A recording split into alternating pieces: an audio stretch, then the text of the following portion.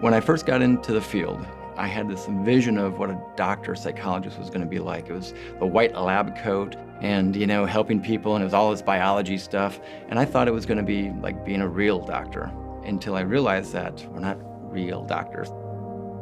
I didn't notice that there was anything wrong with what I thought about psychology and the field of psychology really until my graduate school, when I got out to California and I started, seeing bits and pieces of research that just didn't add up. And then it really wasn't until I went to a conference outside of school where I actually heard a lot of information that was in contrast to what the school was teaching me. And I went to the conference because a colleague of mine, a student, had said, you really need to go to this type of conference. You're going to really like what they have to say there. Knowing that I was already starting to question the main theories and ideology of psychology. And I saw this doctor in a short period of time talk about these 4 false pillars of the medical model, which really undermined all of psychiatry and psychology, anything related to a biological cause for mental suffering. And they talked about the chemical imbalance, the genetic studies, and the brain scans. And within an 8-hour period of time, he literally undermined every major tenet of psychiatry and psychology. As I walk out of the conference, I feel angry. I have a whole host of emotions going inside of me going, what have I been doing for the last 6 years of my life or 5 years of my life in school? I'm like, they've lied to me. I've been studying textbooks and reading things that I know now aren't true. And so for me, I'm like, okay, I have the information, I have the degree, and so I feel like I have to step up to the mic if I have this information and I have to share it. I mean, if I didn't do it, I don't think I could sleep at night. Psychiatry has not only misled the general public, but psychiatry in general and the pharmaceutical industry has misled the media, the politicians, legislation. When you have billions of dollars at your disposal, it grants you access to all of them to give false and misleading information.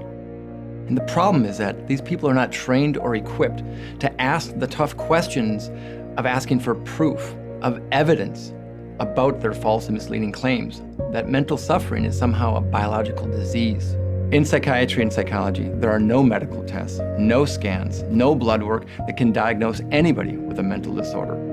When they come up with a diagnosis, they literally do it by a show of hands, based on a vote. That is totally unlike any true medical illness where people have true physiological tissue damage or there is an actual test to verify whether somebody has a medical condition or that they don't. If you have diabetes, you have it in every country around the world. If you have cancer, they can take it out of you and hold it and feel it.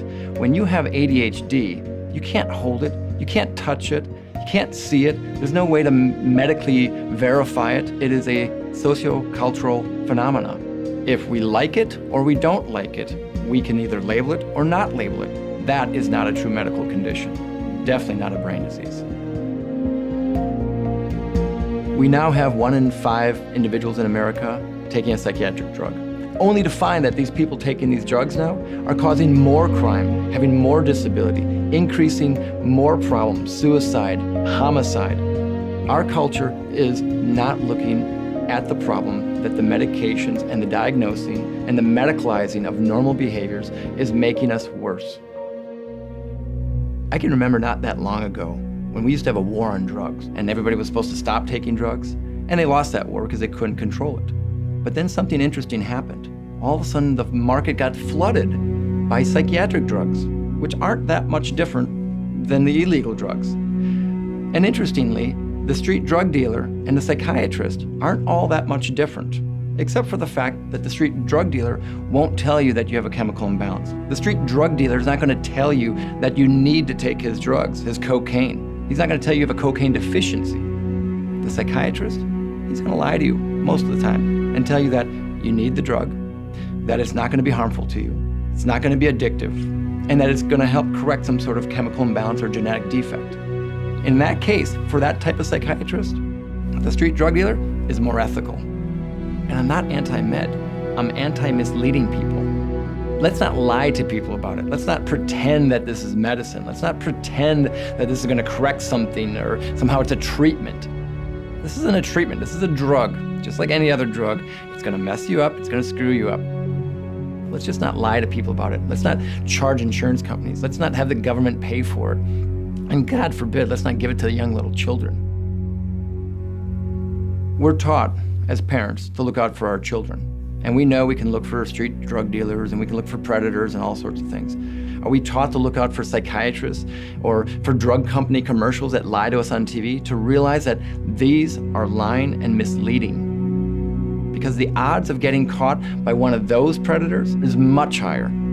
With today's screening practices and almost mandated screening practices now, it's almost impossible for a child not to get a label of mental illness between the ages of 0 and 18 years of age.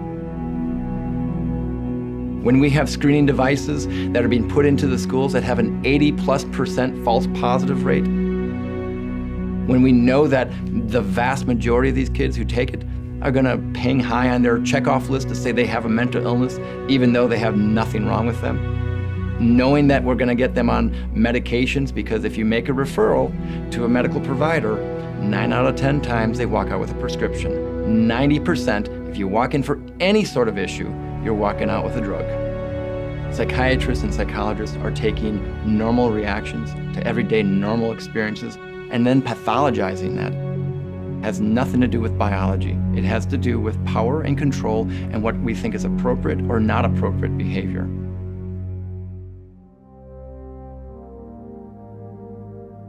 I didn't choose this career path. I didn't wake up one day and say, gee, I can't wait to go up against drug companies and psychiatrists and court systems and CPS, Child Protective Services. I didn't choose this. It chose me. For whatever the reason, I had a life path, and all of a sudden I got this knowledge. I have to honor that knowledge and spread it.